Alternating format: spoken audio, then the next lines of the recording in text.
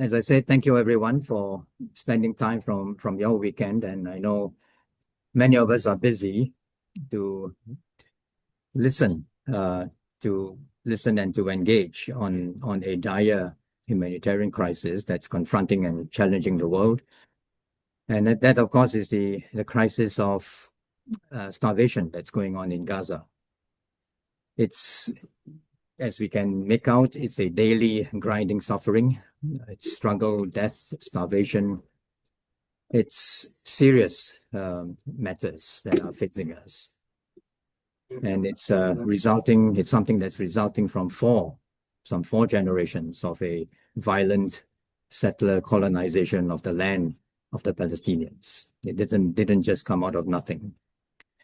So my name is Tong Veng, and I'm a retired engineer and a member of Aliran, an NGO of almost 50 years standing, working in support of principles of justice, freedom, and solidarity. I would say, essentially an ordinary member of the public trying to do something in the face of an extraordinary situation. I think that the starvation is serious. There's no doubt about that. And it is on top of that an induced starvation. Above all, there can be no justification for starving people, least of all children, and certainly not in any way that is deliberate. As people on the outside, we read about it, we see it on media, and we hear about it. We read about how more than half of the population in Gaza is in stages 4 and 5 of starvation, i.e. stages of emergency and catastrophe, according to the IPC. The IPC is the Integrated Food Security Phase Classification Organization, which provides an internationally recognized scale for the measurement of the various levels of starvation, catastrophe, or famine, which is also recognized by various UN organizations such as the FAO, WFO, UNICEF, to guide them in their own work in the struggle against famine and starvation in the world. So we hear about reports of that type, and we also hear, just in the last 1 week or so, statements from AFP, how for the first time in their own history, their own journalists on the ground are now finding it difficult to report and to do their work because of their own hunger. They themselves, they say in their statement, they have never encountered that before. So even that is a first, reporters being unable to do their work because of their own hunger. And also in the last 1 week or so, more than 100 NGOs, including MSF, Save the Children, Christian Aid, and Islamic Relief, made a joint statement that said that their own aid workers were having to line up for food. So these are exigent, unusual circumstances. And if we feel the pain and recognize the injustice of everything that we are hearing and seeing, then we also feel a bit limited at the same time and helpless in what we can do from afar. Yet we have to do what we can, be it donations, education, or activism of some form or level. And to that end, Aliran, with the help of MAPIM, which is the Malaysian Council of Islamic Organizations, decided to help give voice to Palestinians from Gaza, in Gaza. And hence our two guest speakers who fortunately are able to join us this afternoon. We want to hear firsthand about the reality on the ground. And we thankfully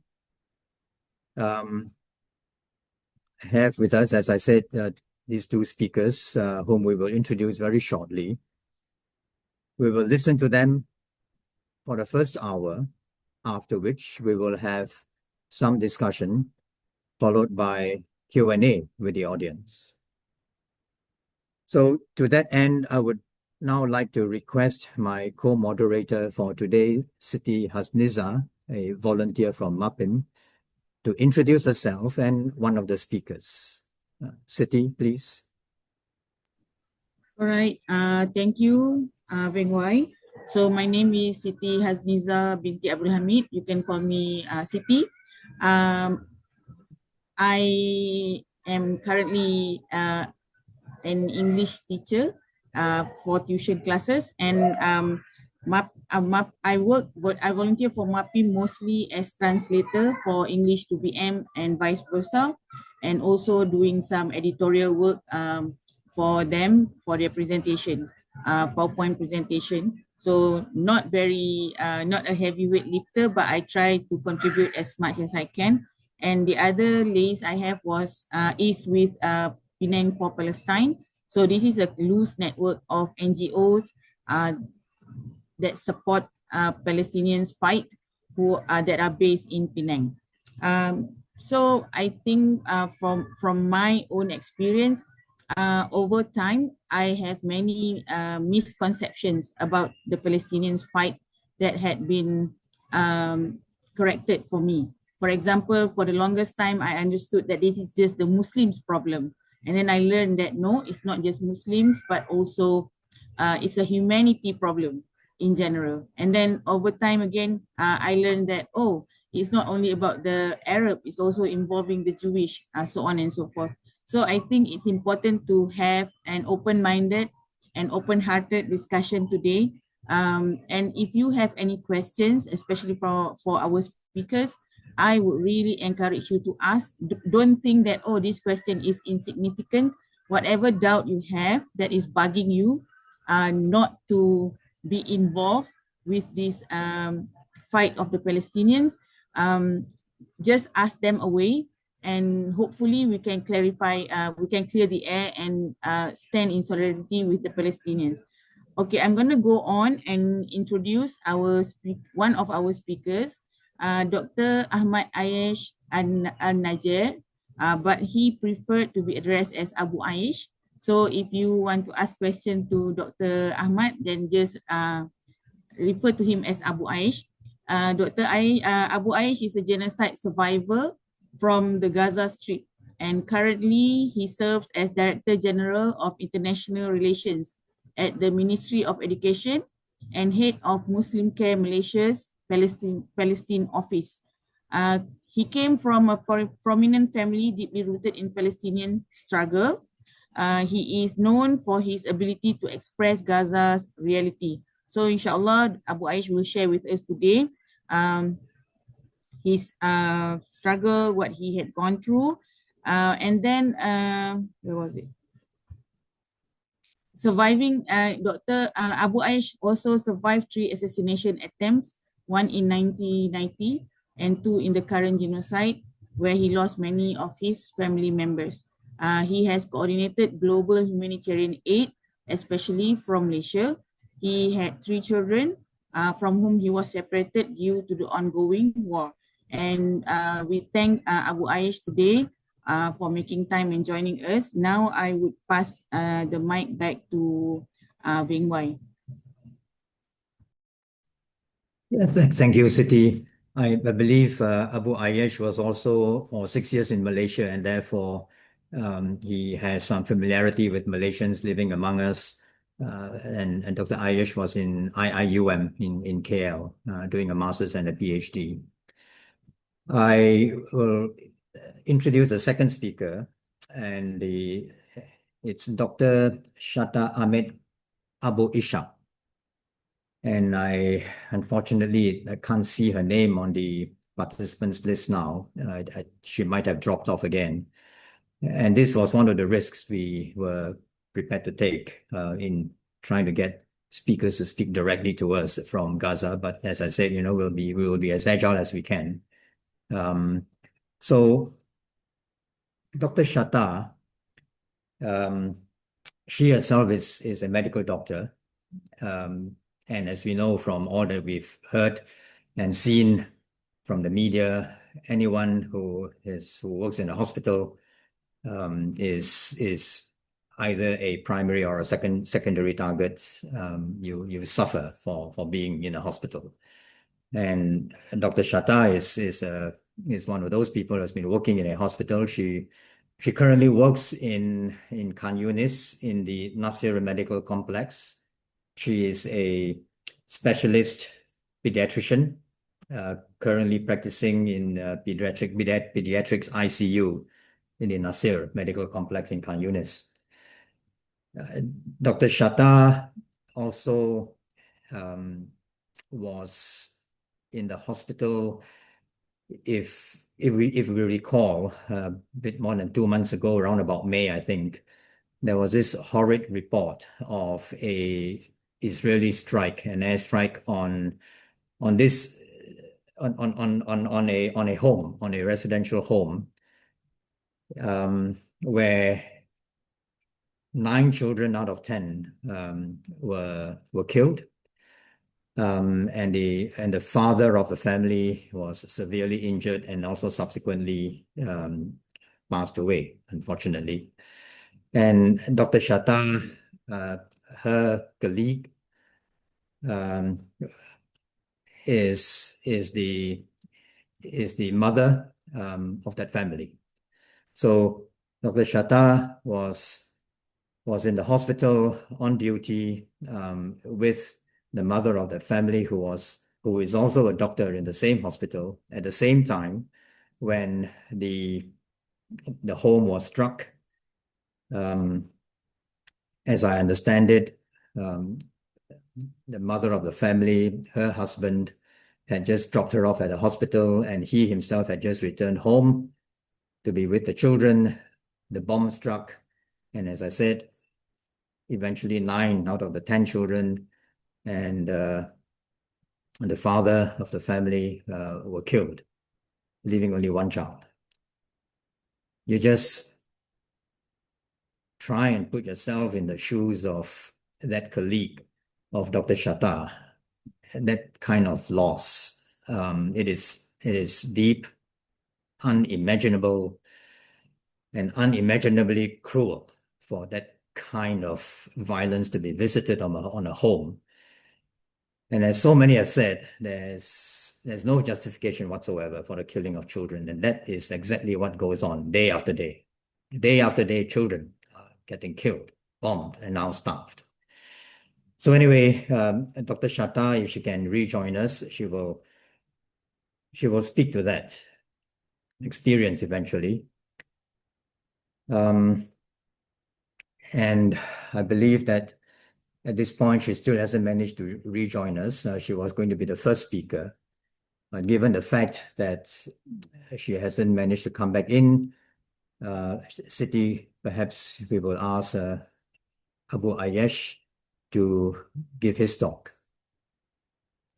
Okay, Abu Ayesh, are you ready to share with us your experiences? Your microphone is muted, so please turn it on first. Okay. Yes, I can hear you. Okay, so with all due respect, please welcome Abu Ayesh to share with us his experiences in Palestine from Gaza. Thank you. Bismillah ar-Rahman ar-Rahim.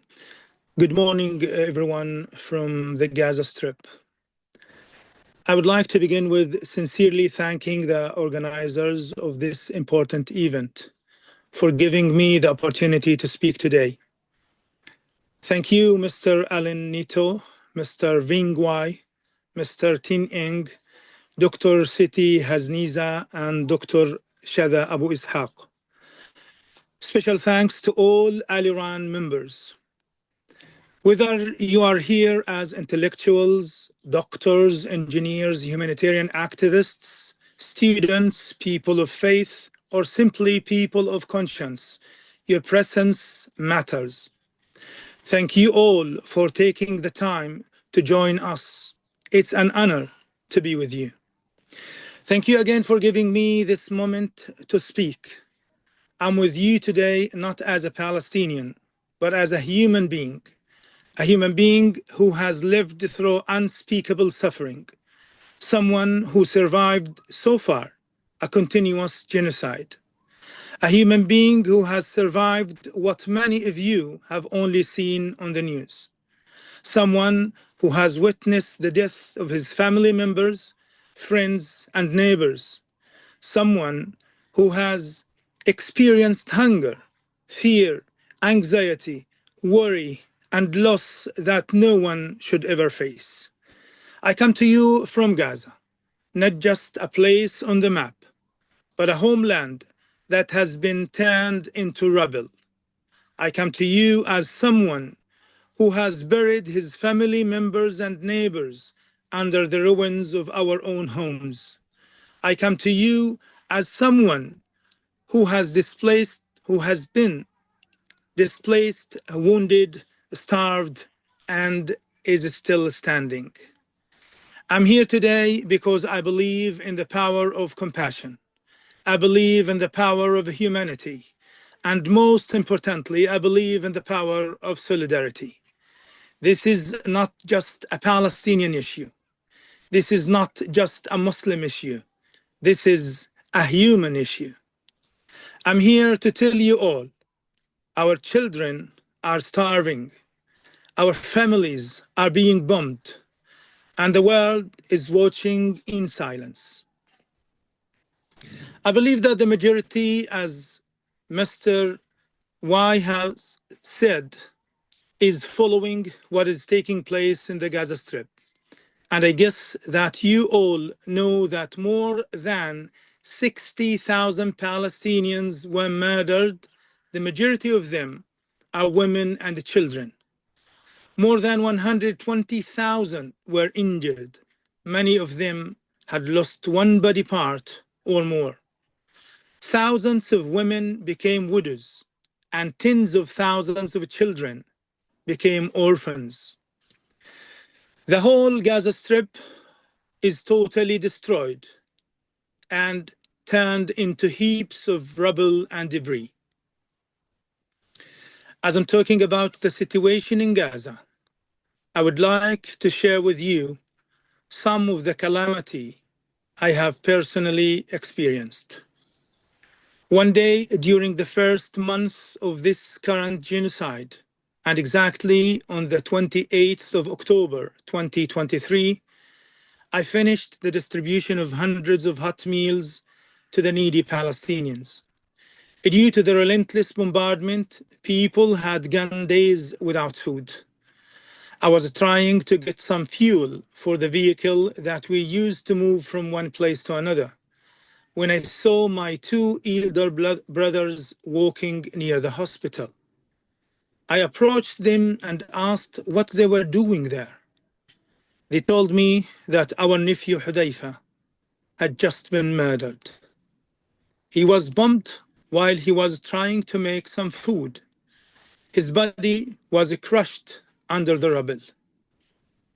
When I saw him in the morgue, I couldn't believe that lifeless form was the handsome young man who was preparing himself for marriage and for a better life. Hudayfa is not a number. He was a journalist. He was a son, a master's student, a dreamer. He was supposed to have his wedding party days after his death. Once more, 9 days after the murder of my nephew, it was 6 a.m. on the 7th of November.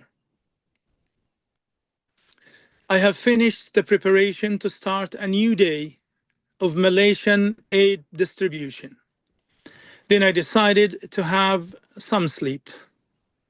I woke up at 7:13 to find myself under the rubble after our building was bombed. A horrible massacre was committed, and several were murdered and injured, including myself. Due to my injury, I had no chance to bid farewell to my eldest brother, his wife, his daughter, and 3 of his grandchildren, along with 15 others, all murdered in that airstrike. 2 rockets and a huge barrel of explosives were dropped on us. Their lives were snatched away in an instant. They were innocent. They were not combatants. They were not militants. They were simply people who planned to wake up that day like you, expecting nothing more than to live another day in peace. I was left with physical scars that remain and remind me of the brutality of war. But it's the emotional scars that stay with me, the unbearable grief of seeing my family reduced to rubble, their bodies torn apart, never to return. Losing family members, relatives, neighbors, and friends has not stopped at all. 4 days after that massacre, my uncle's house was bombed and 6 of my cousins were massacred. During the course of this ongoing genocide, I have lost tens of relatives and friends, including my cousins, nephews, and nieces. The last of them was my cousin Abdul, who was massacred just 2 days from now. What we are living in is not a war. This is not a conflict between equals. This is not war between two armies. This is a slow, systematic genocide. We are being starved, bombed, silenced, not because of what we do, but because of what and who we are. Some call us terrorists, but we are the ones digging through the rubble to find any remains of bread or food. And we are the ones who look for the remains of our beloved brothers. Some call this Israel's right of self-defense. But what do you call the bombing of homes, shops, bakeries, hospitals, mosques, churches, schools, universities, displacement tents, and every sign of beauty and civilization? Dear listeners, I want you to understand that this war did not begin on October the 7th, nor did it begin with any single event. The suffering of my people, of us, has been ongoing for beyond that. Our pain began even before 1948, the establishment of the Israeli occupation. Stealing our land and establishing Israel by the ones our grandparents have received and offered them a shelter after they were suffering in Europe was the beginning of a struggle that continues to this very day. Our people have lived under siege, under oppression, and under occupation for decades. Today in Gaza, we face daily bombardments from American-made F-16 and F-35 warjets, from European weapons sent to Israel, from drones, tanks, and artillery. More are murdered every day. In average, 100 people are murdered every 24 hours. We are facing a real famine that we are forced to endure. Internally displaced Palestinians have nothing to eat. According to the United Nations affiliated agencies, more than 500,000 of the people in Gaza are very likely to die of hunger. The rest of the Palestinians has not eaten for several days. People have been forced to eat animal feed. I myself have eaten 3 leaves at least 10 times. After watching us starve for 22 months, almost a year, 2 years, only now have some governments around the world begun to pressure Israel to allow aid into Gaza. Before this genocide, Gaza used to receive over 500 trucks of food every day. In the last 5 days, only 400 trucks have entered Gaza, and all of them were looted by gangs supported and directed by the Israeli occupation. The so-called American Gaza Humanitarian Foundation, GHF, which I call Homicide Foundation, is not helping the Gazans. On the contrary, it is complicit in their killing. According to the Ministry of Health in Gaza, more than 1,400 Palestinians have been killed while trying to get aid from the Americans. Aid airdrops are a real catastrophe. The amount of aid dropped from the air is nowhere near enough to support even a single camp of displacement people. Worse still, airdropped aid has murdered several people and destroyed many tents. In many cases, it was dropped over areas marked as red military zones, places where entering means certain death. We have been reduced to survival mode. We have been starving. To save some food, many fast. I am fasting now. I fast every day, not by choice, but because food is being blocked and the very basic essentials are unavailable.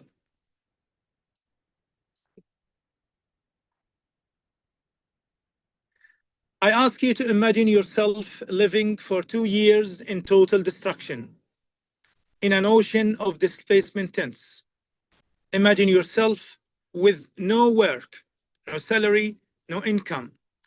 Imagine not being able to provide for your children, not because of your failure, but because of the blockade.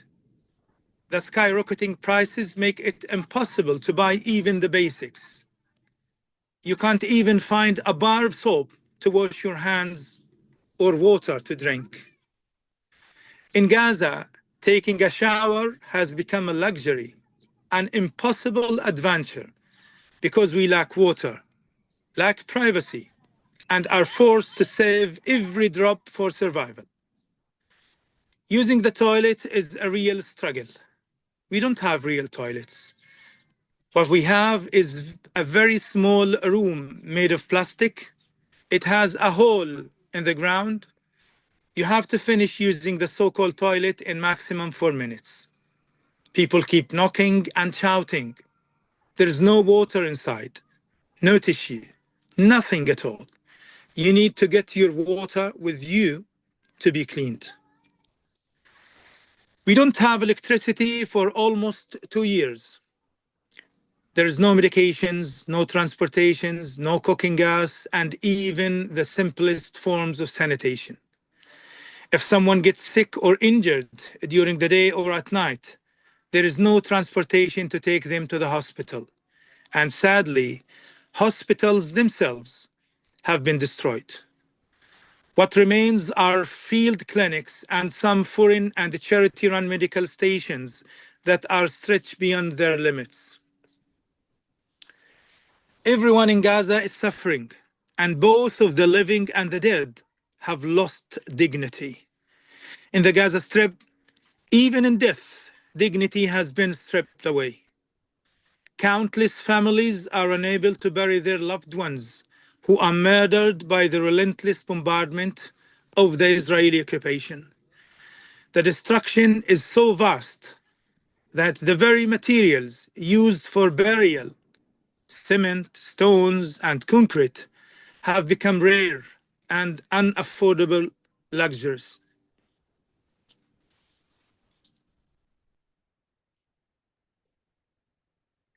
Traditionally, graves in Gaza are carefully dug and sealed with concrete slabs as a sign of respect and protection for the deceased. But today, families are left with no choice but to dig simple holes in the ground and cover them with scraps of metal or debris, desperately trying to shield the bodies from stray dogs and the elements. Adding to this cruelty is the repeated desecration of graves by the Israeli occupation. Cemeteries across Gaza have been targeted with missiles and artillery shells, turning sacred burial grounds into rubble. In many documented cases, Israeli forces have invaded graveyards, dug up graves, and even stolen the bodies of martyrs. These acts are not only violations of the human rights and international law, they are a direct assault on the dead and on the living who mourn them. One of the most heart-wrenching sights I have seen is the bodies of our martyrs left in the streets, because Israeli snipers prevent us from retrieving them. I will never forget the sight of that father who was watching his two sons and his nephew being executed. All three were shot by the same sniper, lying dead in the street. The youngest son was walking ahead of his father, brother, and cousin. Suddenly, he was shot in the head. His brother rushed to rescue him, but he was also shot. Their cousin rushed to them despite the warning cries of the father, and he too was shot.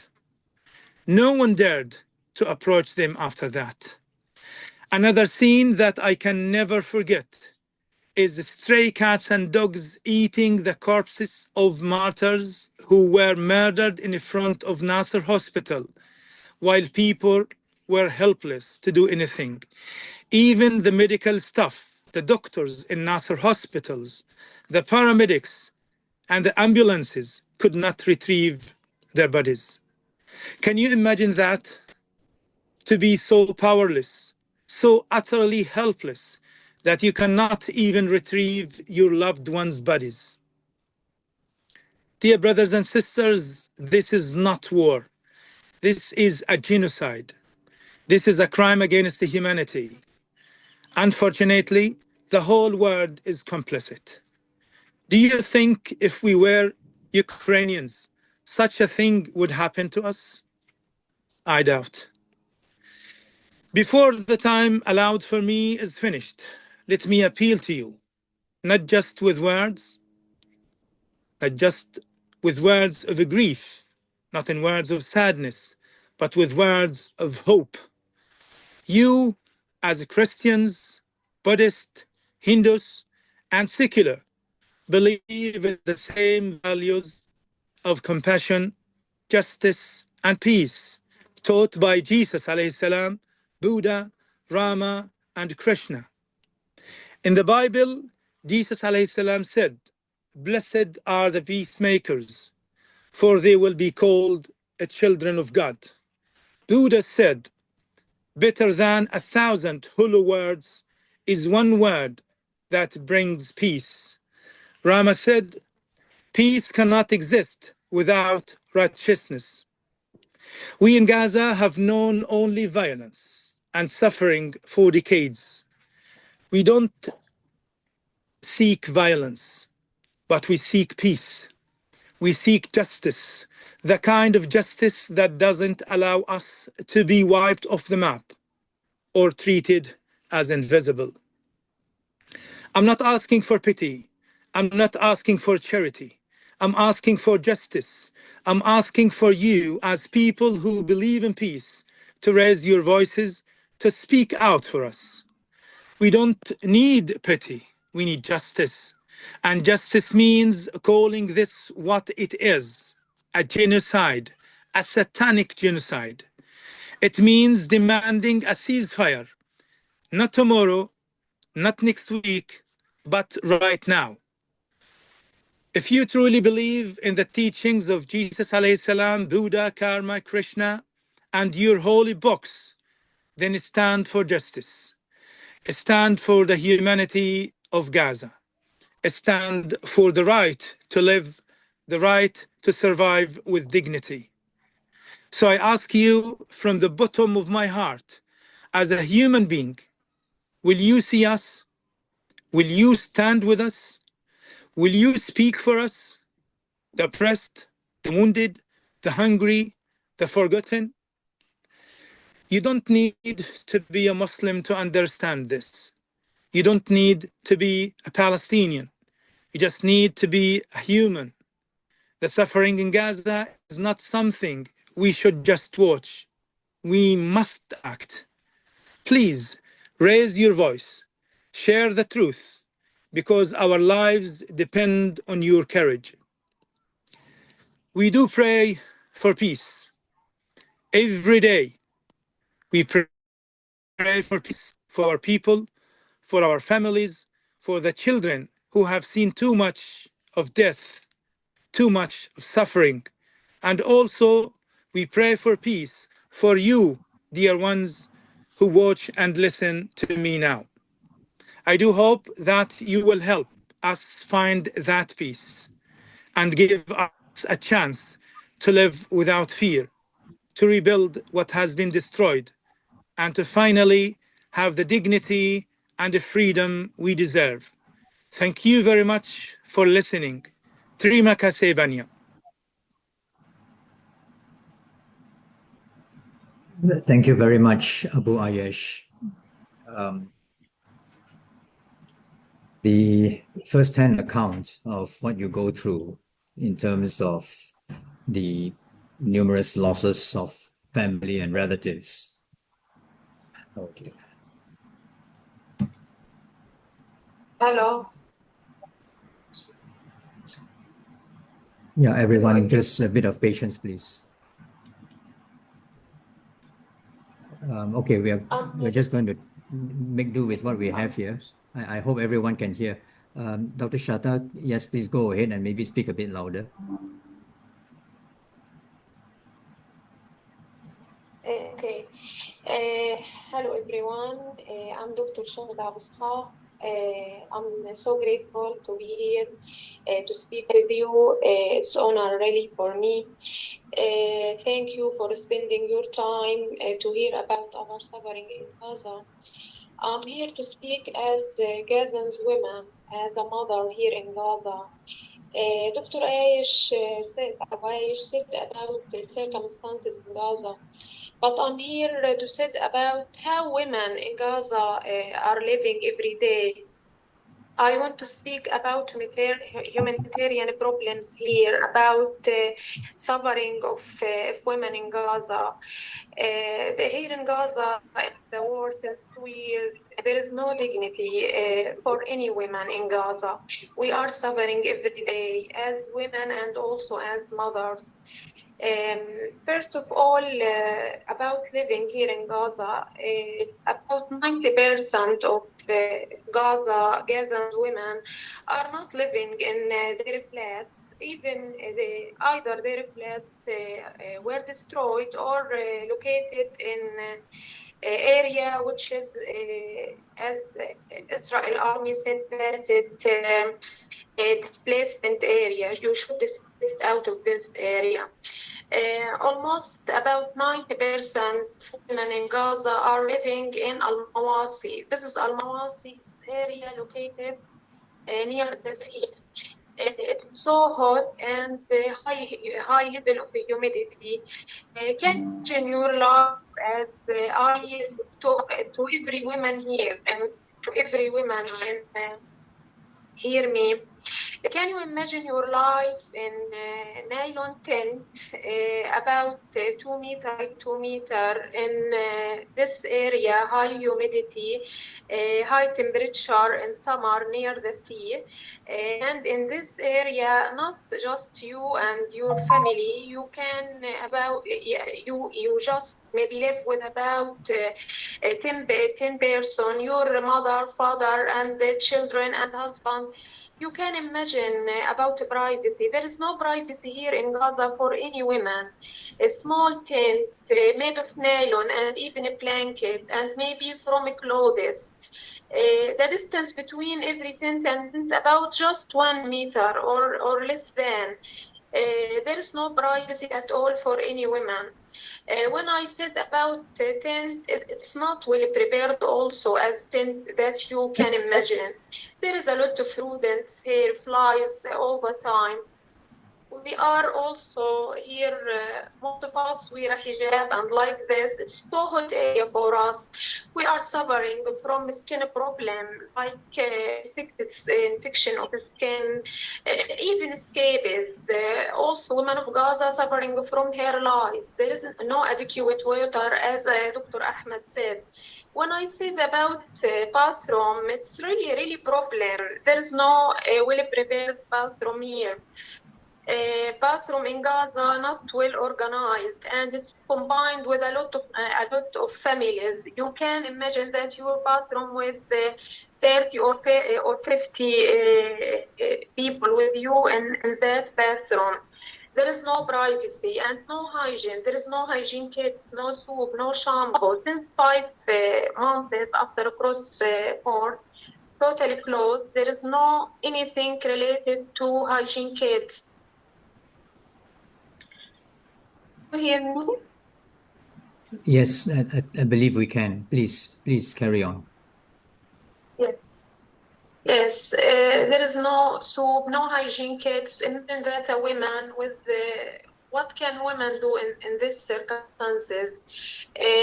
Almost every woman of Gaza suffers sometime from urinary tract infection and related to bad hygiene here. When I said about water, it's not available as everyone in the world, as every woman in the world open the tap and can receive a water. Here, women in Gaza can spend all the time to carry a heavy bucket of water from a long distance to her tent. If you can ask why women carry that, women of Gaza lost her husband, lost her brother, lost her family, lost her a lot of men. So she should carry that and do that every time. Water, despite all that, is not adequate. There is no electricity in Gaza since 2 years. To pump water to every person. If you can ask me how you can charge your mobile, you can just use energy ports, depend on sun, and charge your mobile. And you can imagine there is no proper internet here, no proper charge. Nothing is present properly. If I about food, the third thing. Also, I want to say about food here. Since 5 months, cross-port is totally closed. Some small amount of food. Every day, a lot of persons journey to have a food. Their journey to have just a flour. Food meat in Gaza, just a flour, no more. There is no any vegetables. It's in very high prices. It's not available. There is no fruits at all. There is no chicken, no meat, no eggs, even no milk for small children. Can you imagine that my children every day ask me, Mom, we need the eggs. Mom, we need the vegetables. Mom, we need the fruits, grapes, anything. You can't do that. Even if you have, you can. It's very high price. No one in small persons, small number of persons. This is food. I don't. Also in Gaza, starvation reach medical starvation. Every day we admit person with severe acute malnutrition. About 90 children died from starvation, from malnutrition. Every time when I talk to mother in hospital, you can say women, mothers faint and collapsed due to malnutrition. She didn't take anything since 1 or 2 days. I said again, take anything mean to take a flower. Okay, do you hear me? Yes, please carry on. Okay. About preparing of food, every woman of Gaza know what is preparing of food is difficult journey.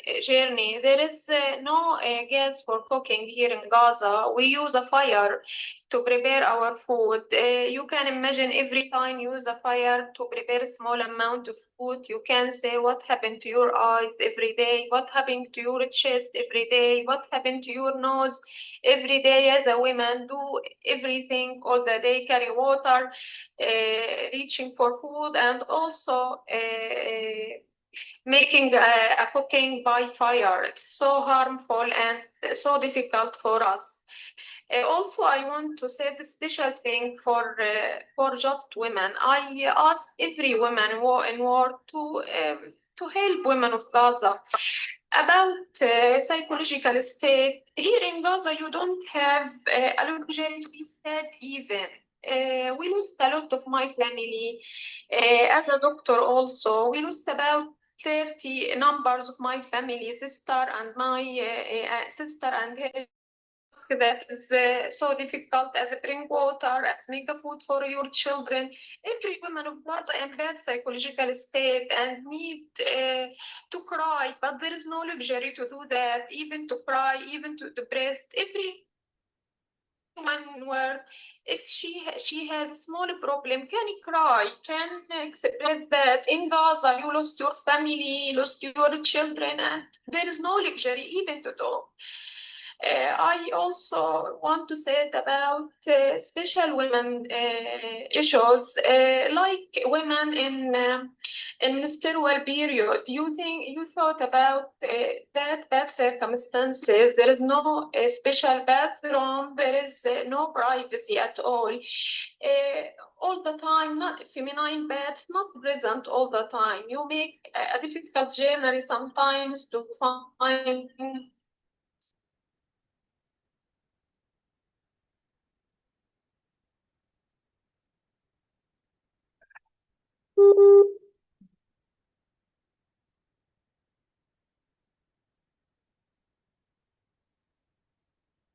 We Okay, yes. okay, we are back. We are back. Carry on, please. Okay, I'm here again. Yes. Okay, it may about feminine baths not present all the time. You may every woman know what I mean.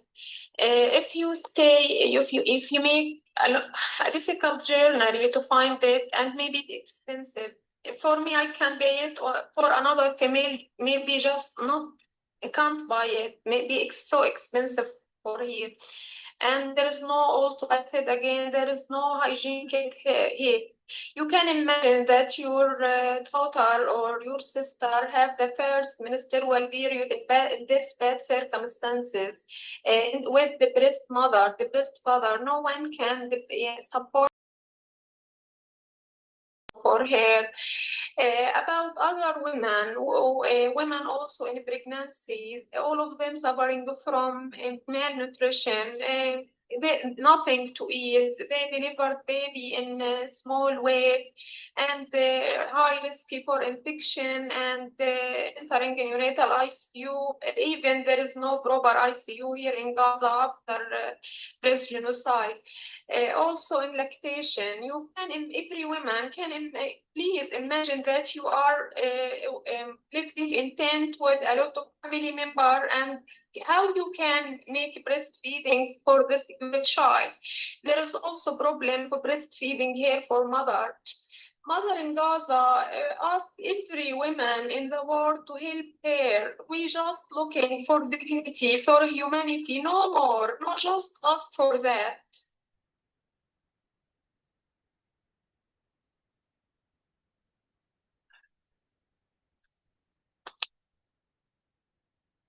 Yeah, you're back. You're back.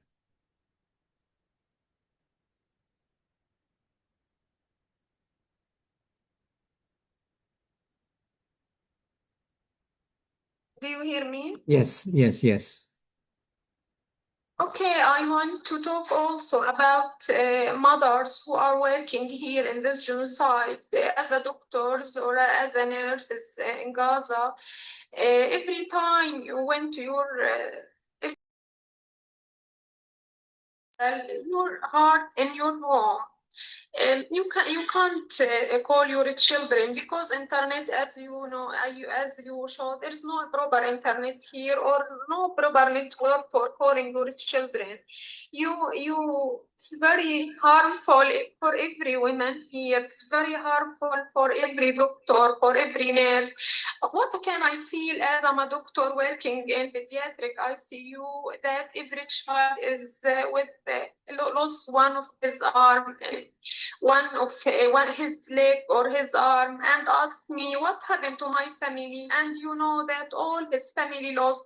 How he can break bad news for this child? It's really harmful for us, and also I am a woman. I'm a mother in Gaza, suffering all things that women of Gaza suffering. And in addition to that, we are suffering as medical doctor here. I have the bad situation before 1 week that one children was in our pediatric ICU in Nasser medical complex. All his family were killed in this genocide, and just this children who is still alive asked me, where is my family, where's my mother, where's my father? I just crying with him. There is no mother, no father. I can't, it's out of imagine. No one can imagine what's happening with Gaza. No one can imagine our suffering every day. Kenning, have we lost Dr. Shatha? Have we lost her? Yeah, I think we have lost her. Well, maybe she'll come back. Well,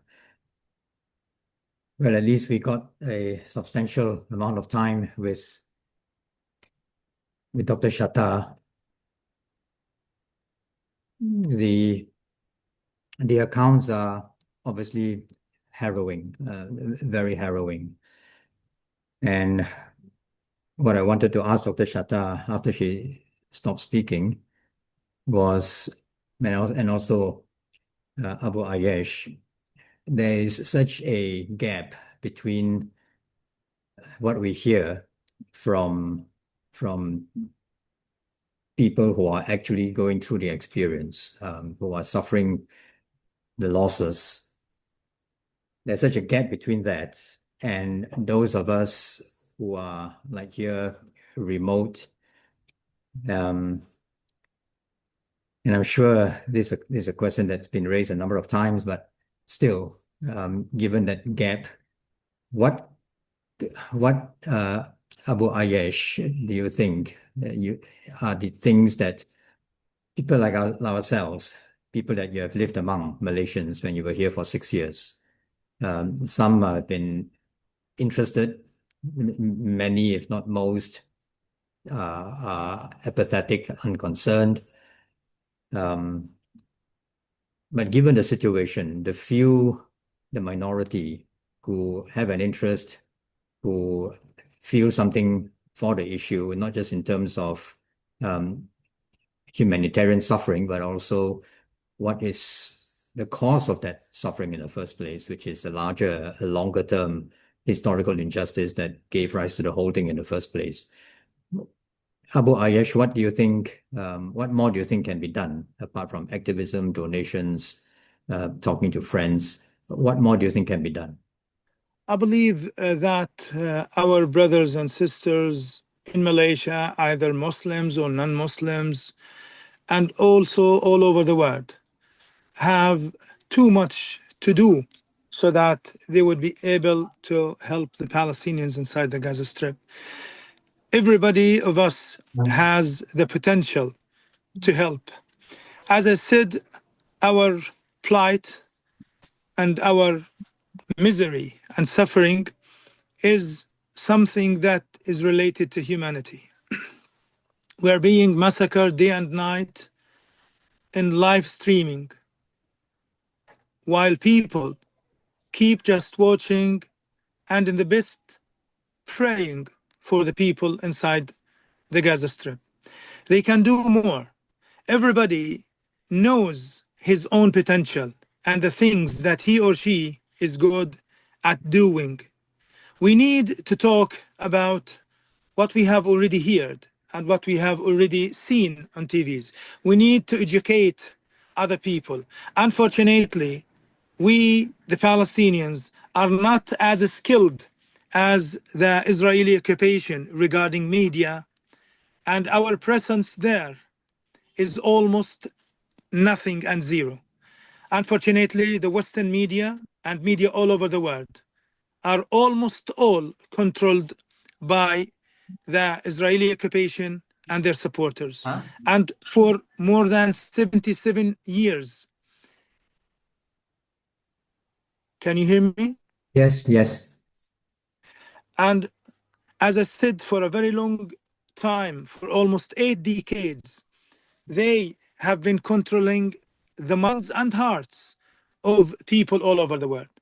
Fortunately, we have started to see people revolting and taking to the streets, demanding justice for the Palestinians. Unfortunately, this was on the cost of our own blood, our lives, and our children, women, and the elderly who have been killed. We need people to have a pressure on their governments. I do know and believe that the Malaysian government is supportive to Palestine, but yet Malaysia, its prime minister, its government, its parliament can do more through their strong ties and relations with other Asian and foreign countries all over the world. They can demand several things and they know what they can do. I am not going to impose or to say things, but they know well how they can help the Palestinians more. For surely charity donations are very important, but they are not the sole thing. Many people think that whenever they donate something, whether small or big, khalas, they have done what is needed. No, this is not what is needed. We need your voices. We need you to be our own ambassadors. We need you to be our own tongues. Not too many Palestinians can speak other languages, and not too many of them are good at expressing the situation. We want you to encounter the Israeli propaganda, their lies.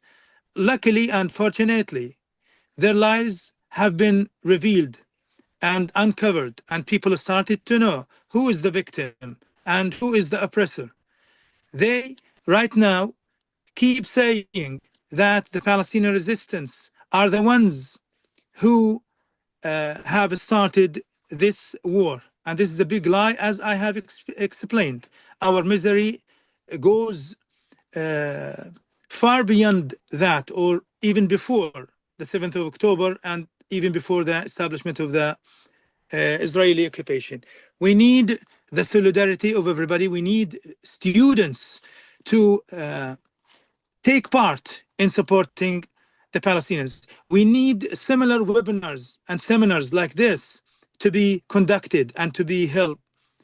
We need students to try to contact their peers and counter parts in Gaza, in Palestine, in order to be more educated and to spread the knowledge that they have. Some people can speak, others can write, some other people can draw and design. I've talked to you previously about the only very touching and effective cartoon that is available right now, the siege which has been imposed on Gaza for more than 20 years now. This cartoon was made by Israelis, pro-peace Israelis.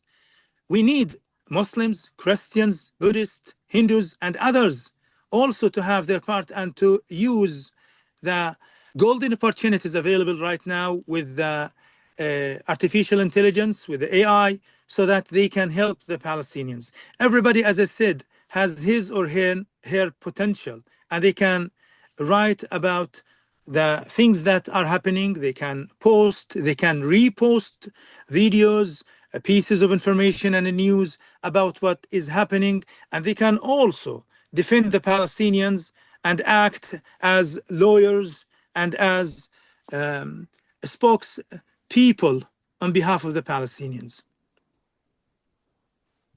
Thank you, Abu Ayash. Can I? Hello.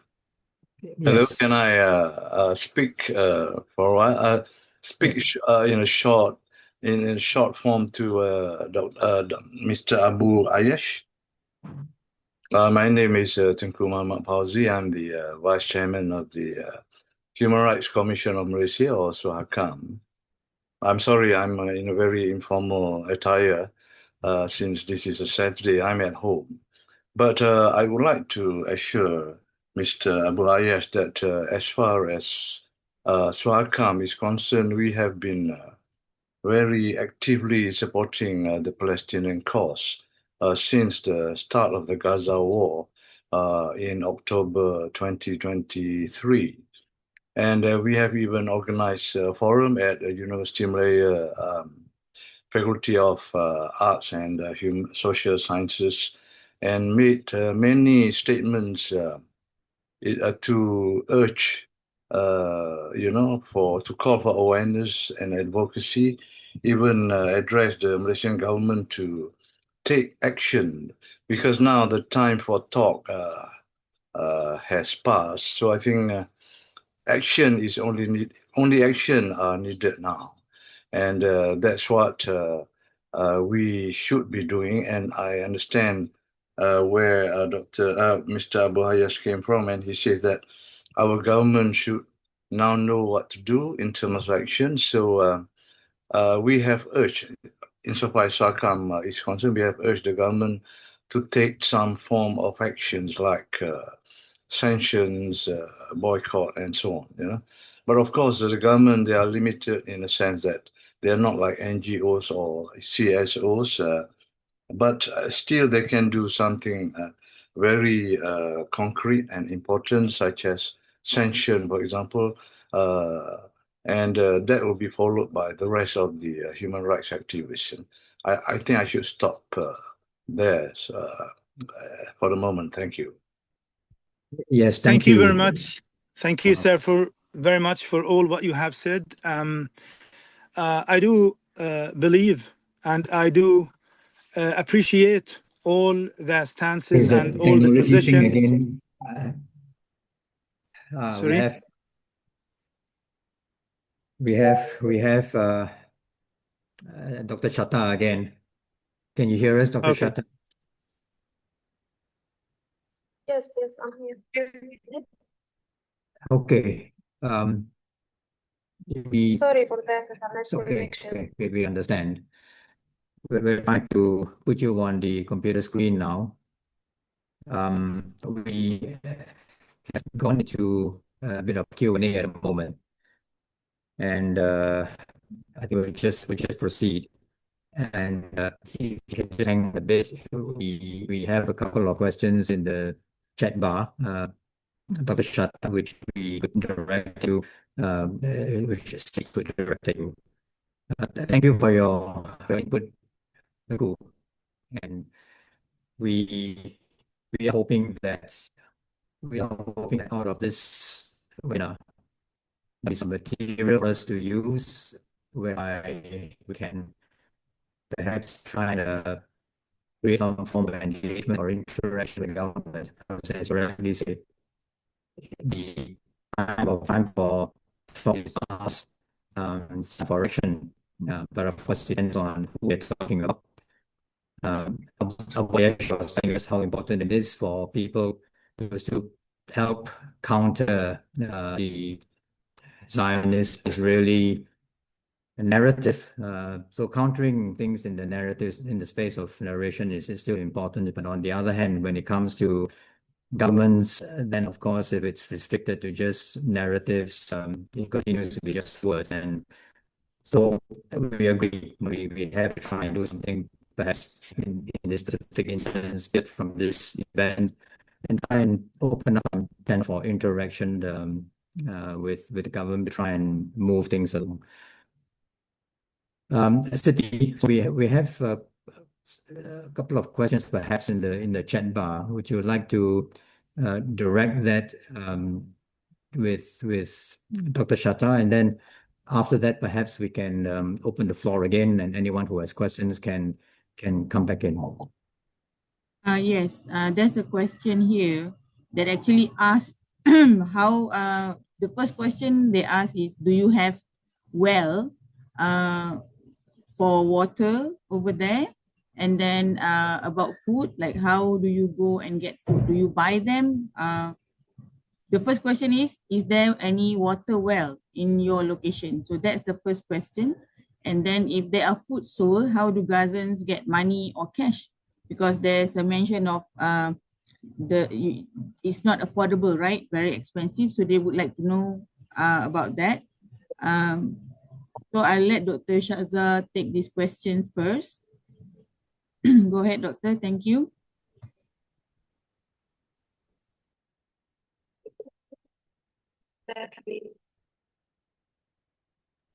Can you hear my question? So the first question is they are asking if there's any water well in your location.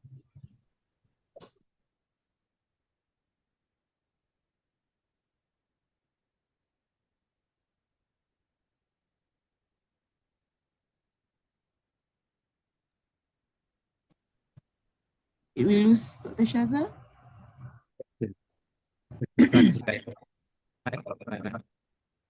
Please. Oh, she's coming back. Okay. Hello, Siti. She can't hear you unless you join our WhatsApp group. Okay, I can type the question in the WhatsApp group and let her answer that. So the audience already know the question. For Dr. Shatha.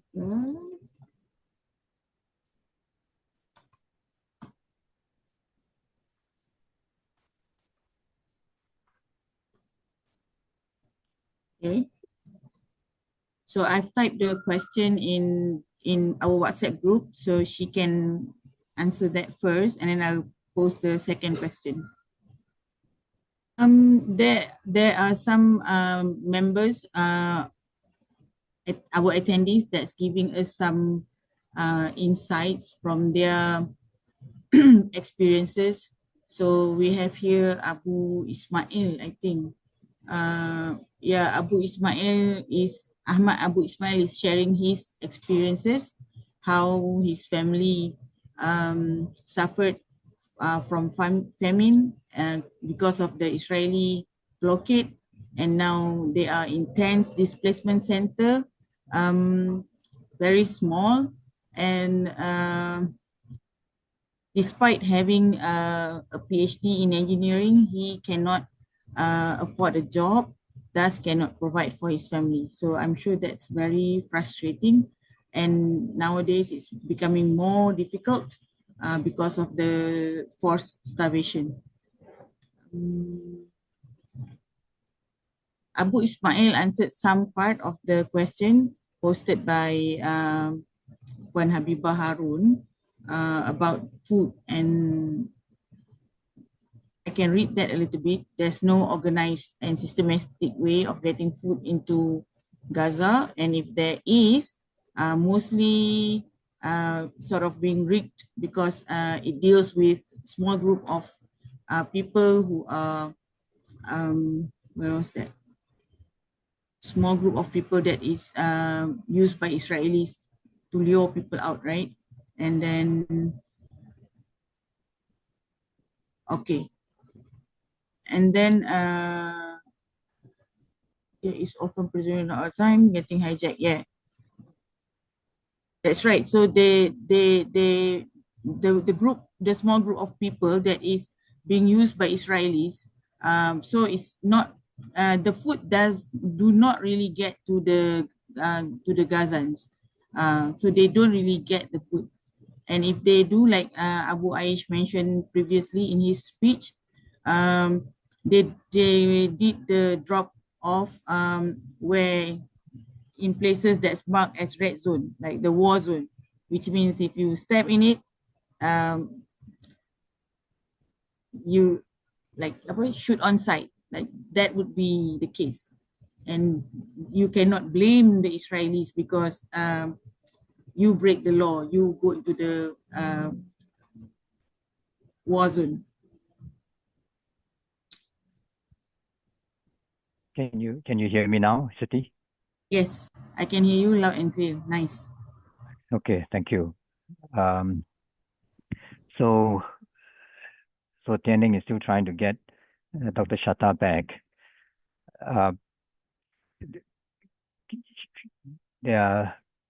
You were in the process of going through the questions and the comments in the chat bar, yeah, Siti? Could I jump in here? Because what I have is some pre-prepared statements from 3 Palestinians in Malaysia who wanted to put out their messages as well. So if I could, I would like to read out the 3 messages. They are not long. This is, in a sense, giving voice to the Palestinians who are actually among us in Malaysia. So the first one, they have said that, it doesn't have to be, 2 of them have said that it doesn't have to be anonymous. So I can cite the names for the first 2. So the first one is from one Bilal Al-Akras, and this is his message. It says, "Our people in Gaza are you and me. They are us, enduring annihilation that is unparalleled in the living memory as they fight for freedom and dignity. An alliance of evil, not only the Israeli occupation, but also complicit major Western powers, wages total war against 2.2 million Palestinians squeezed in a space 3 times smaller than Penang. This unprecedented evilness must be overcome by the goodness and humanity entrusted in you. Yes, while our people in Gaza struggle to survive this unprecedented genocide, you and us hold their hopes in our hands, in your hands. The time for hesitation kills them. Our people are dying now. Step up and act now. They truly count on you." So that was the message from Bilal Al-Akras. The second message is from Muhammad Alakat.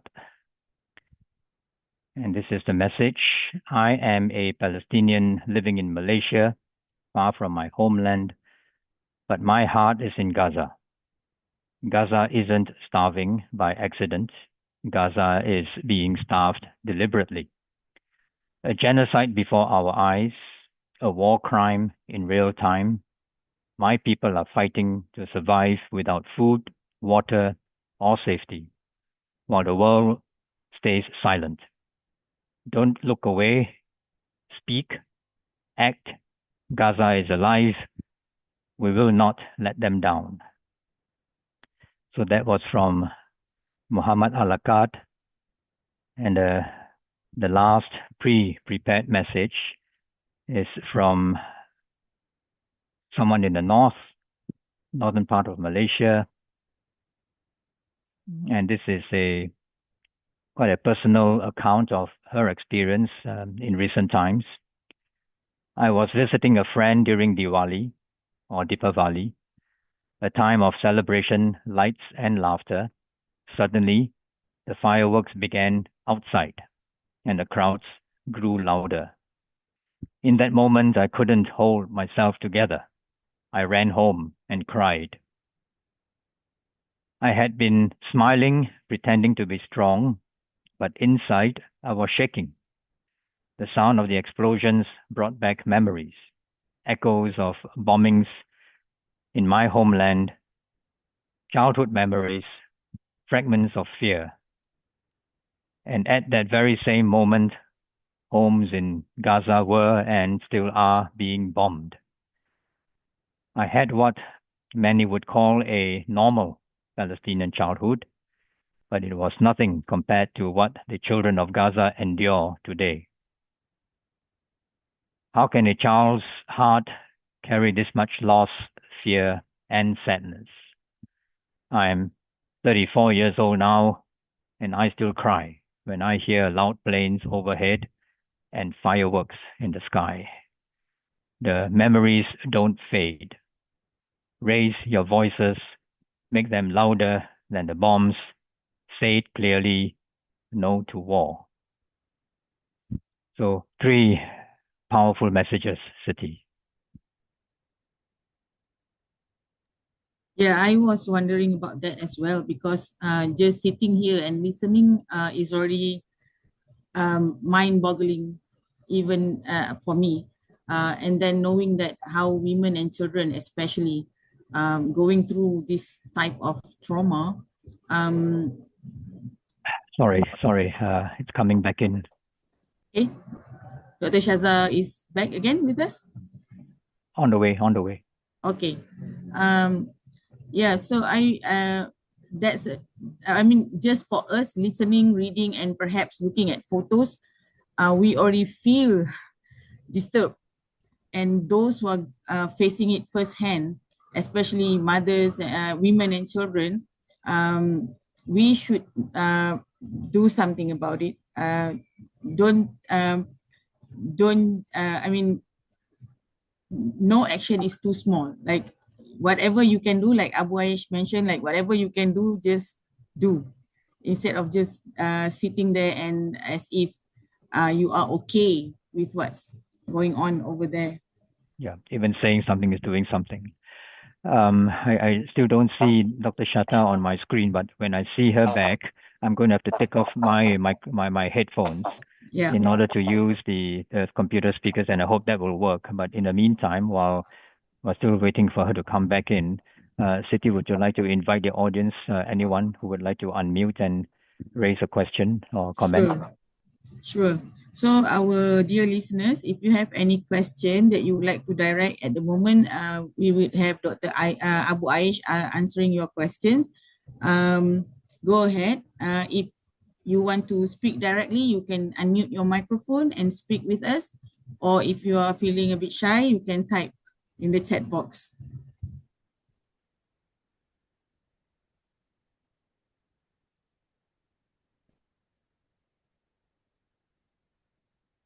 Abu Aish, can you, while we are waiting for questions, can you tell us a little bit more about women and children? Like you have come into contact with them.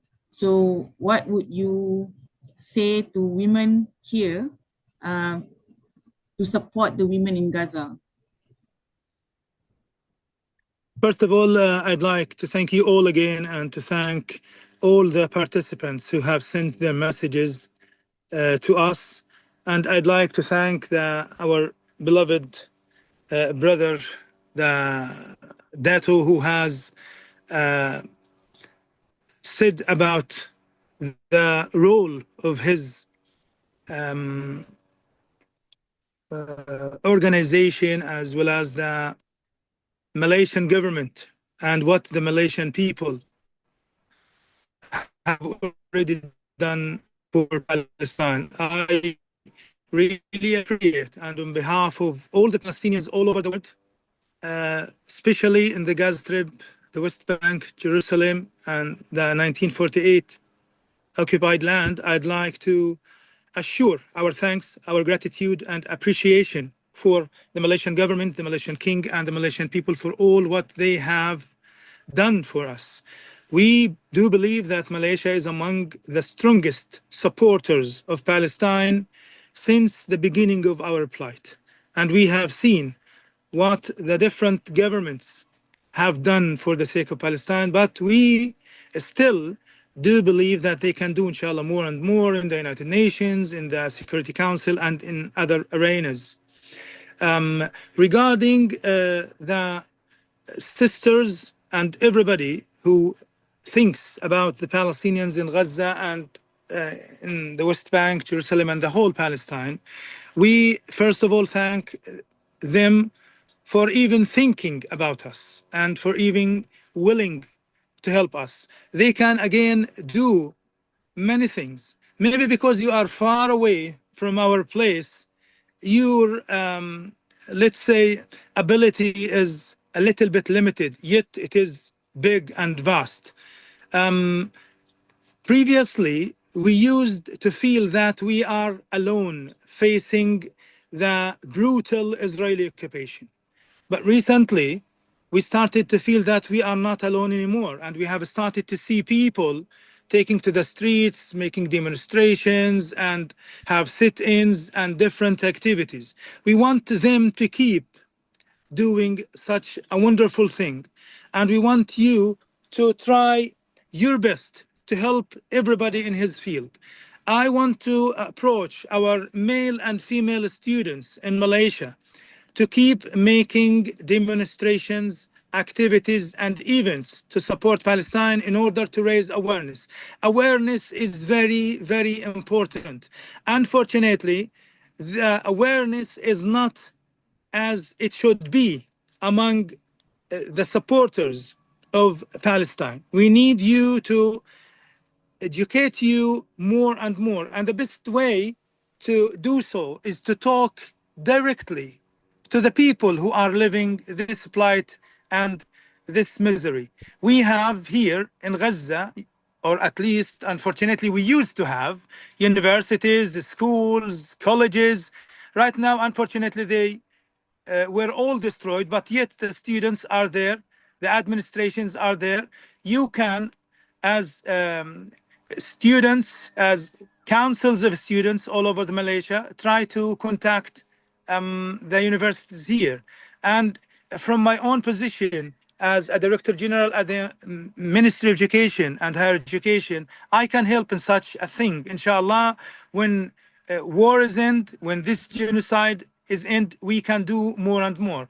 We want our sisters also, and brothers as well, to know about the reality that cannot even being expressed in words. The third participant who has sent his message regarding the fire that he suffered from has reminded me of something which is very frightening, very bad, an experience that I have always run through during the several and different wars launched on the Gaza Strip. I have experienced the first war. Are you following me? Yes, yes. I have experienced the first war in 2008, 2009, and also in 2012, and also in 2021, and this current satanic genocide. I used to be surrounded by nieces and nephews, especially by my nieces, the daughters of my brothers and sisters, who think that I was a source of safety. They used to come around me, to talk to me, to joke with me, because they feel a little bit secured, because the bombardments are there all around us, the bombings, the shellings, the killing, and they used to feel that I can provide them with some kind of security. But the things that none of them has known, that I myself are very frightened. I am very worried. I have too much anxiety and fear that something would happen to them, to me, to my children. So I need someone to comfort me. I need someone to provide me with such security and safety. Unfortunately, I couldn't, and I cannot right now show such weakness. I have to keep showing that I don't care, and this is something normal, and we need to cope with such a thing. We need our sisters to know about this. We need our brothers also to know about the horrors, the daily horrors that we live in. I used to like the moon. The moon is a symbol of all the romantic things and the beautiful things at night. Nowadays, I do hate the moon because it keeps giving light and making us visible to the drones and to the Zionist army and soldiers. At night, it is extremely difficult and hard for us to sleep. The worst thing that we fear is at night. And our prayers are all the time that if, God forbid, something happens to us, if we are going to be bombed, we do pray that we will be bombed during the day, not at night, so that at least people can retrieve our dead bodies. Children here, all the time, they scream of any or of the slightest noise, because They feel frightened of the sounds, the ear-deafening sounds of the bombing, of the shelling, and of the drones that keep buzzing 24 hours a day. These things are among the things that can be considered the least to suffer from, because the worst thing is losing your beloved ones. We need them to think about it. As I said, the average number of martyrs every day is at least 100 people. And I need every brother and sister just to look around him or herself and to think about what would happen if 100 people, God forbid, from his family members, relatives, neighbors, or friends are gone each day. What would happen? So far, more than 60,000 Palestinians were killed and more than 120,000 were injured. And there are almost 20,000 who are missing under the rubble. These things should be talked about. These things should be spread. And again, we need more awareness.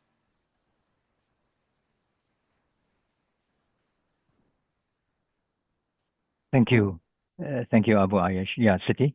Yeah, okay, thank you, Abu Ayyash. I think Anil here wants to share his thoughts on this, and I think I would like to get the attention of our audience that, as you can see, we are not just Muslims here, we are not just Malays here, we have different races in Malaysia, and I think the major races in Malaysia as well.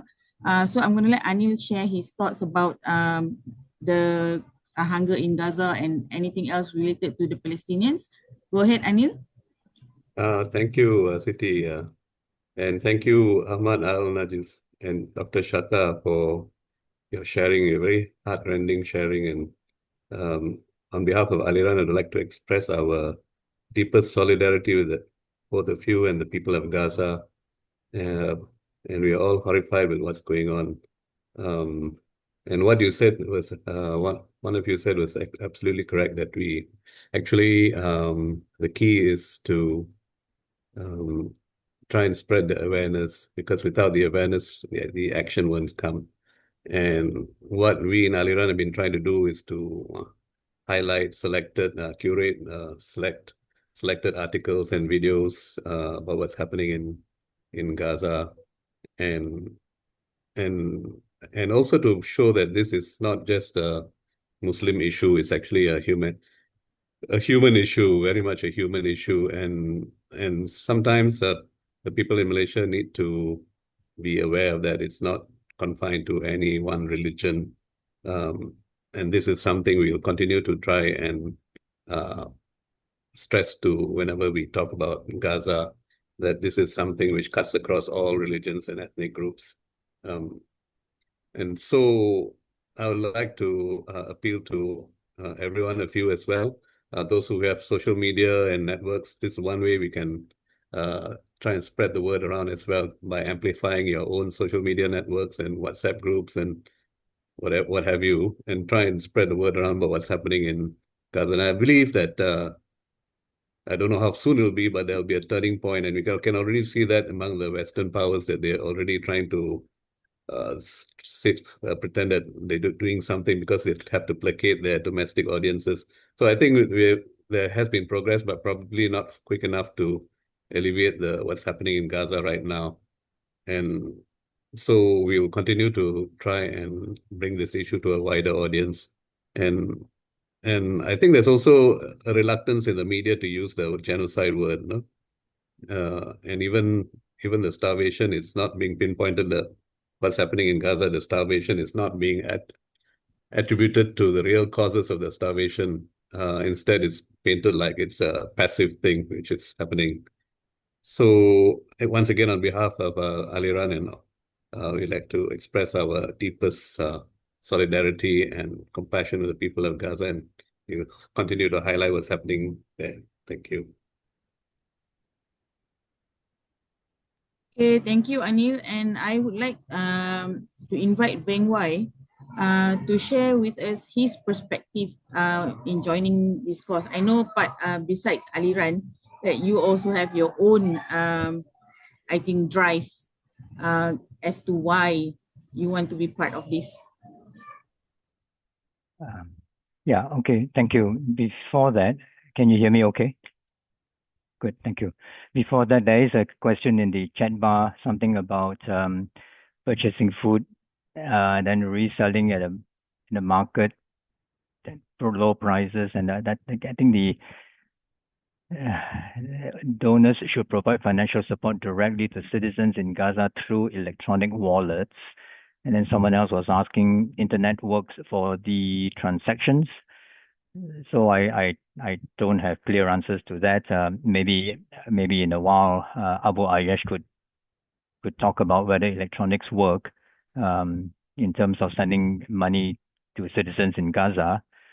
But in as far as transactions, whether they work on the internet, are concerned, while I haven't done direct transactions to Gaza, I certainly have on a regular basis gone through organizations which I think are trustworthy, and I believe that they would be far more knowledgeable as to how to make use of electronic transactions.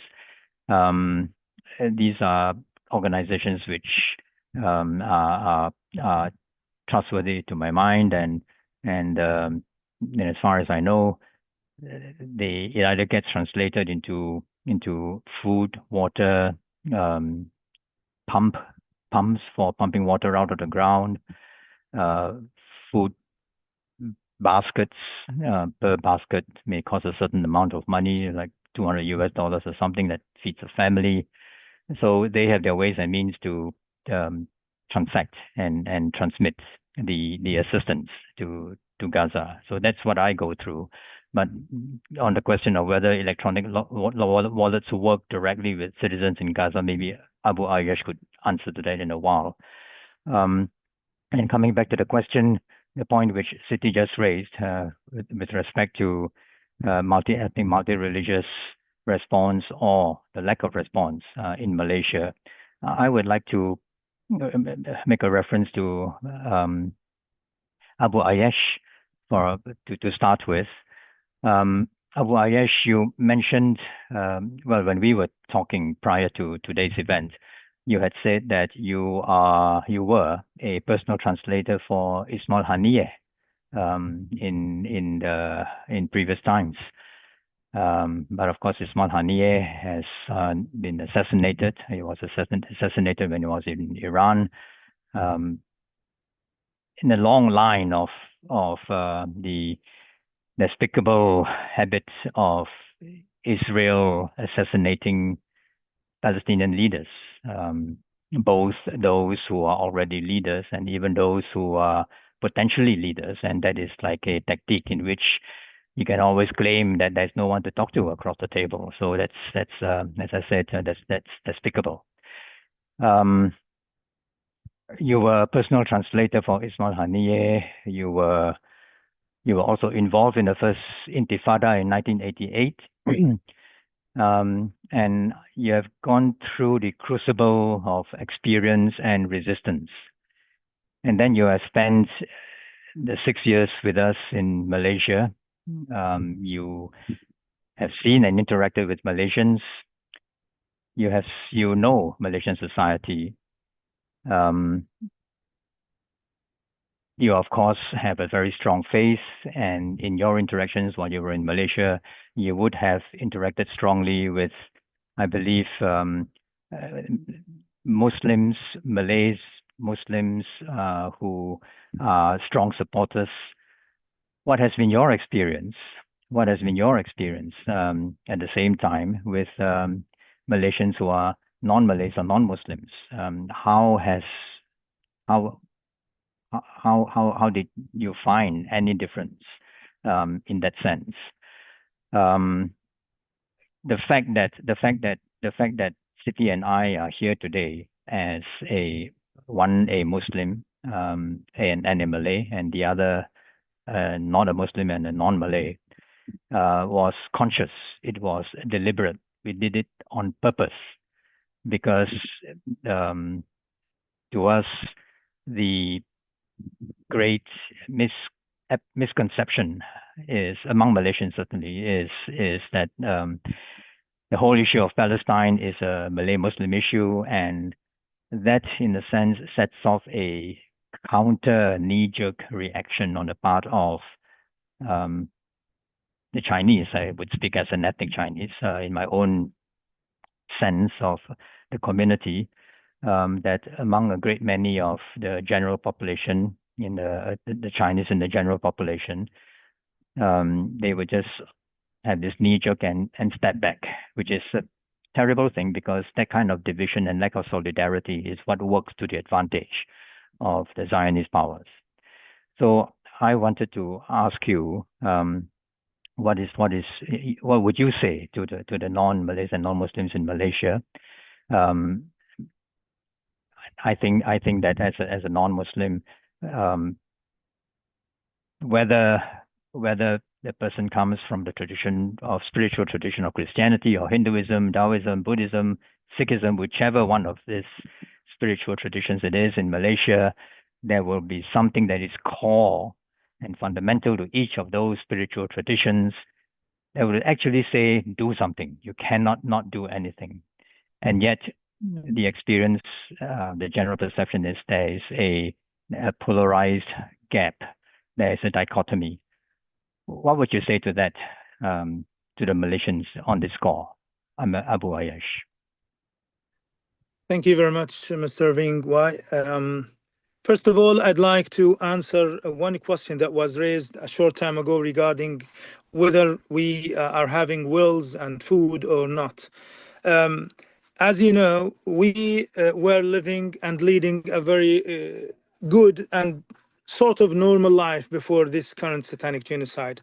And nowadays, we are forced to leave our houses, which have been totally destroyed, to come into an area that was marked falsely as a safe zone, which is called Al-Mawasi. Some of our brothers and sisters are still in the north of the Gaza Strip, in Gaza City, and in the north. Others are in the middle area of the Gaza Strip, and the majority of people are found in Al-Mawasi area. The Israeli army has already occupied more than 75% of the whole Gaza Strip, which means that only 25% is inhabited by Palestinian internally displaced citizens.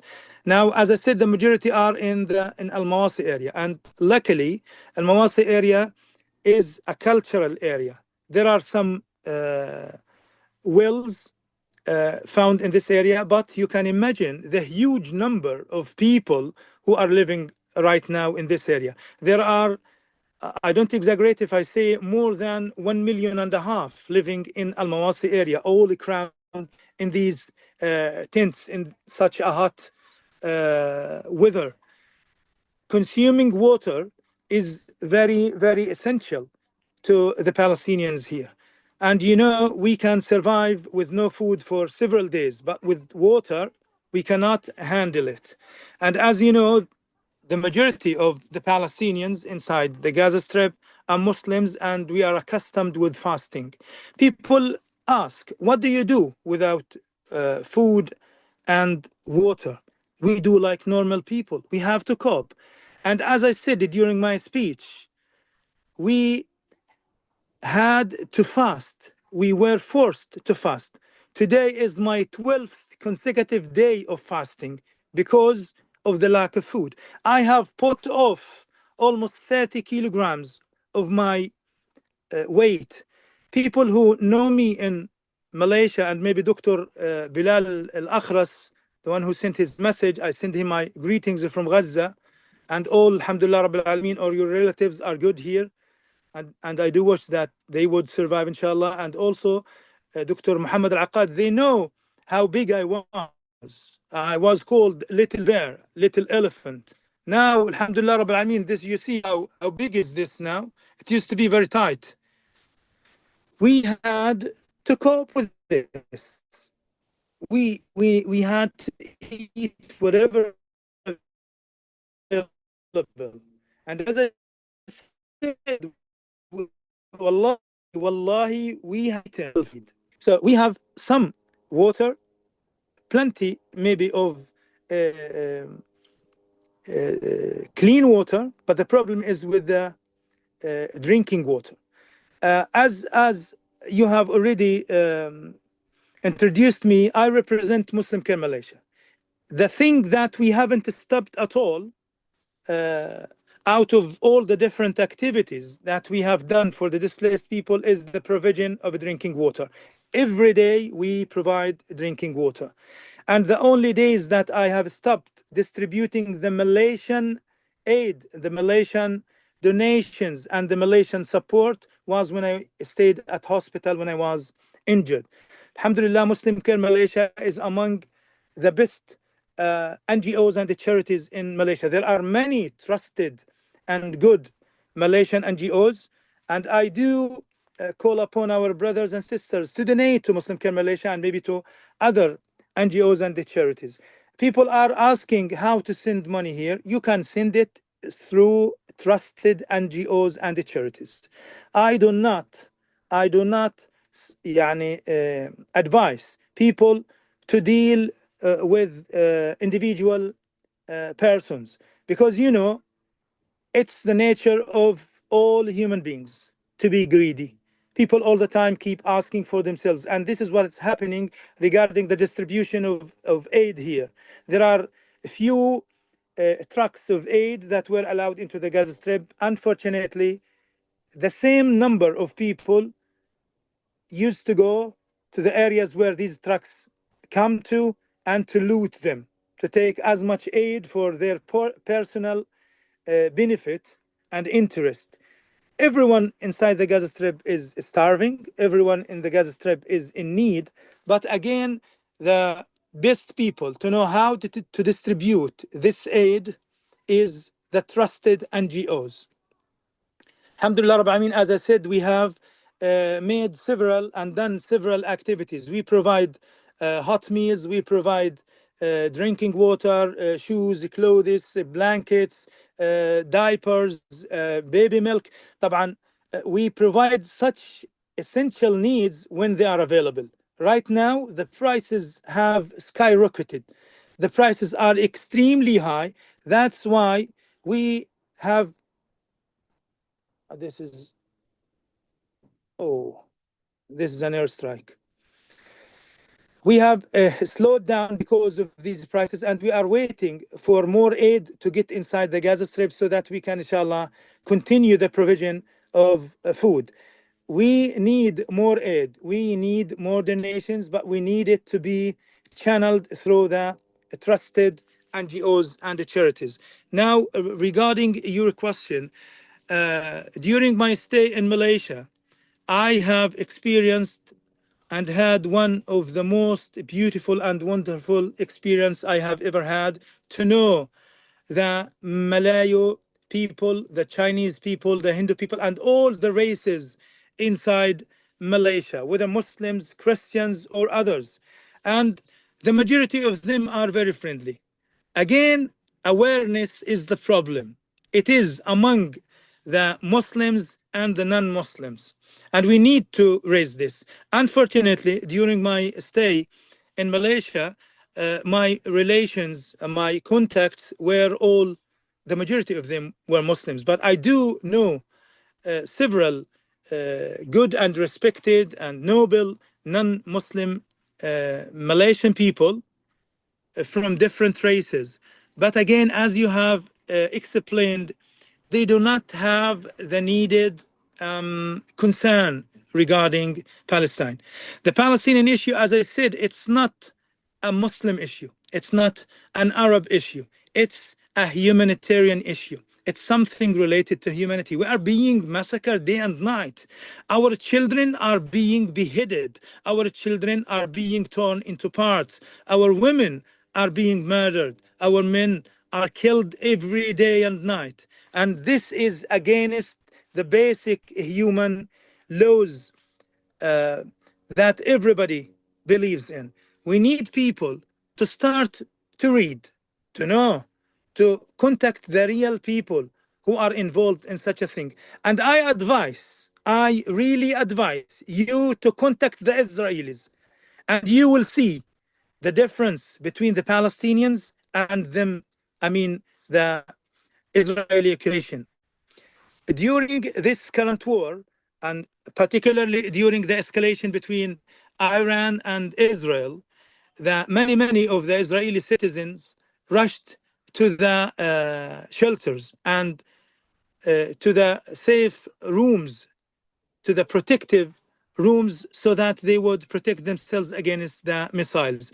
And we have seen several videos, tens of videos of non-Israelis, people from Thailand, from Russia, from Romania, and other foreign workers inside Israel who tried also to save themselves by going to these shelters, and they were prevented and they were dismissed like dogs outside the shelters. We need you to educate yourself. Don't keep listening to the media. We need you to approach any Palestinian, any even Muslim. Fortunately, there are a big number of Palestinian students found in the different states across Malaysia and in the different universities and colleges. You can approach them, you can talk to them. And as I said, we have also many trusted NGOs and the charities and associations and organizations like Aliran. You can also approach them and ask them. And we are here also, if you wish. I have already sent my mobile number in WhatsApp for anybody who wants to inquire. We are not asking for charity. We are not asking for pity. We are asking for your awareness, for your knowledge, to be educated and to know the real situation on the ground.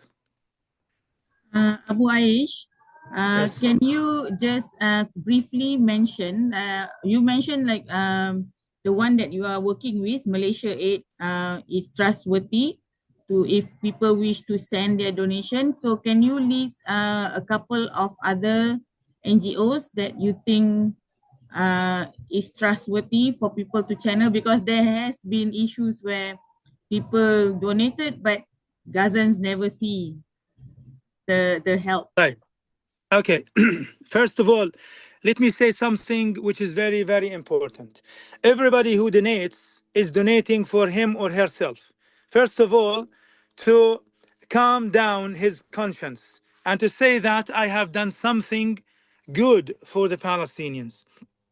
If you, Dr. Siti, has donated something and given it to Abu Aish, to me, and if I take the money and go and spend it on the needy, displaced Palestinians and to the poor Palestinians here, both of me and you will be rewarded. If I take it and put it in my own pocket, take it and use it for myself and for my family members and sons and daughters, I'll go to hell, you'll go to paradise. I will be punished and you will be rewarded. It's according to your intention. And I tell you, we are, the Palestinians, are human beings. We are not angels. We are human beings, but the majority of the Palestinians, the vast majority of the Palestinian people and of the charities, the NGOs working for the sake of Palestine and the Gaza Strip are good and are trusted. There are some who are not that good. There are some who are bad. But again, don't keep yourself over-occupied thinking whether your money has reached or not. I'm not going to take every ringgit you sent to me and go make a video for it, because we are a dignified people. We are a respected people. We have never accepted charity or help from anybody.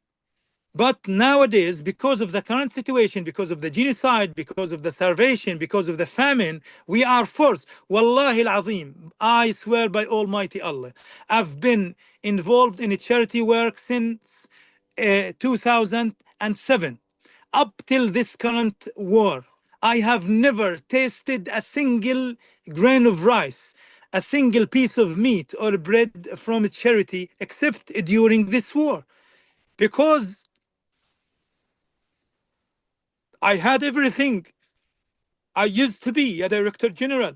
I used to be very rich. Unfortunately, before we were bombed, I had to take all our belongings, all our money, jewelry, documents, and to leave our house and go to my sister's house. Unfortunately, we were bombed there and we have lost everything.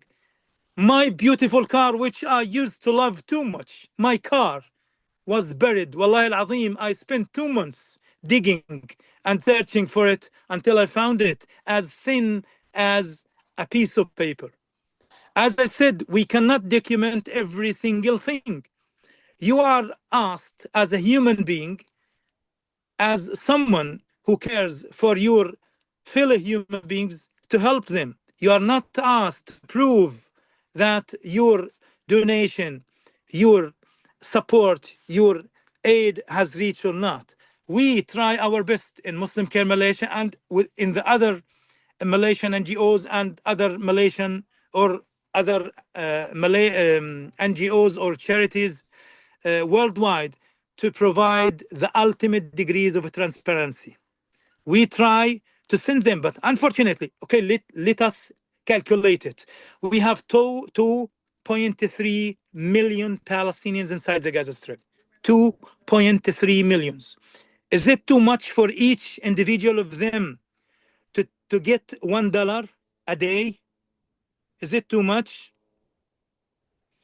to spend on his breakfast, lunch, dinner, clothes, and all his very basic needs? $1 a day.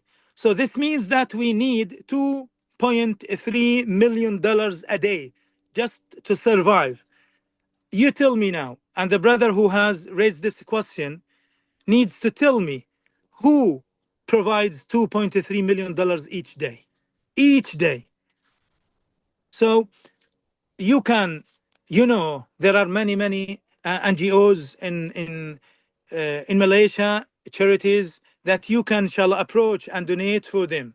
Muslim Care Malaysia, that I represent, and I am its president here in Gaza and in Palestine. My Care is okay. Global Peace is okay. Several Malaysian NGOs can inshallah serve you and can deliver your donations and support with the ultimate degrees of honesty and transparency, inshallah. Abu Aish, yeah. Oh, sorry. Go ahead, Mewai. Go ahead. Abu Ayash, so thank you. It's very powerful. We have crossed 4:30. We were supposed to have ended at 4:30. So we'll try and wrap it up. While we're trying to wrap it up, Abu Ayash, if you could try and maybe type the top 3 or 4 organizations that people could donate to, that might be helpful. So Siti, maybe we should try and wrap it up, conclude it. Would you like to say a few words, and then I'll finish it off? Okay. First and foremost, of course, thank you to our speakers for making time and enlightening us today. I'm sure that no amount of, reading is different than living through things, right? So even reading is already horrifying for us. So I cannot imagine what you are going through. And my takeaway as a woman and as a mother is that it is important for me to use my domain in my house to enlighten those who are close to me about what is going on. Bring it up. Talk to my children about the fight of the Palestinians. Talk to my children about the injustices that Israeli is doing, and talk to my students. So that would be my take from this discussion today. And of course, I would also encourage other females. Women, we love to talk, right? So talk more about these issues. At least it would bring something good eventually, inshallah. And I think that's it. I'll give the platform back to you, Veng. Thank you. So thank you so much, Abu Ayesh. You have left us with your phone number, and anyone who is on this webinar now has your phone number, and if necessary for anything, we could get back in touch with you. Obviously, we leave our best wishes, and many of us in this webinar, I'm quite sure, will continue to persevere with our efforts in supporting the struggle and cause of the Palestinians. A lot of things that you have said are so sensible. You asked us to try and reach out and get to know some Palestinians. There are many Palestinians that are in Malaysia, and I have started to know more and more Palestinians. It has been gratifying. It has been educational. It has been a privilege. A privilege, especially because these are representatives of people who have shown such resilience, such strength and courage in spite of all that you have undergone. Palestinian resistance has always been there. It may have come and gone, stronger at times, weaker at times, but it has never gone away. And that in itself is a lesson, a life lesson for all of us who have any empathy, who have any alignment with principles that would support freedom, justice, and solidarity, as in the case of Aliran as an organization.